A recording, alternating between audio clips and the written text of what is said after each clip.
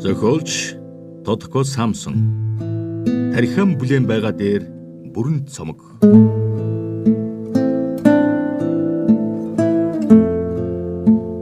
Би хүн.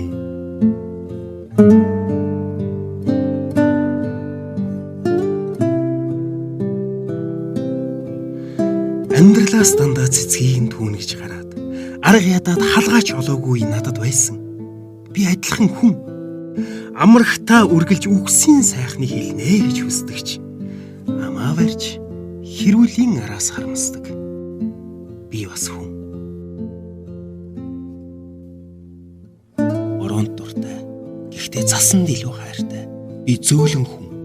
Бодох хэрэгтэй, гэвч цэнгэж амжих хэрэгтэй. Би залуу хүн. Хүний нутгийн түмэн сайханд нүд унгавч сэтгэл унгахгүй. Би монгол хүн. Өөрийн нутгийн мянган муухайд уруул дор дойвч илэг дортой байхгүй. Би үнцэрхэг хүн. Уран барилга, цардмал замаас илүү уул усандаан ойрхон байхыг хүсдэг би зэрлэг хүн. Улаанбаатарын будман шаазан шиг хүүхнүүдээс улаан хацартай бүр гिचим хийдэн шунах би их сонин хүн. Шүлэг бүхнээ бустай хуваалцсан би өглөгч хүн.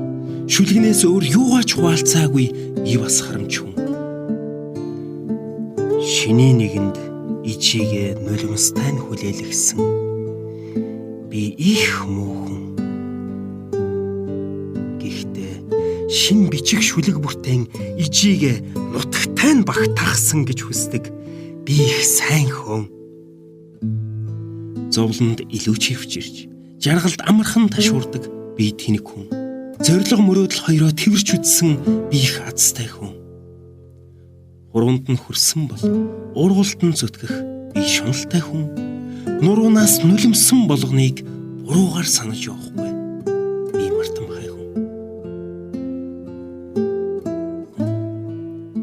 Цагаан толгойг төгсгөлөөс нь эхэлж сурсан би зөрүүд хүн. Цагаа хардаа би таны дотор хідэн хормор шүү. Би ийм л хүн. Хідэн хормор шүү. Би ийм л хүн. Би ийм л хүн.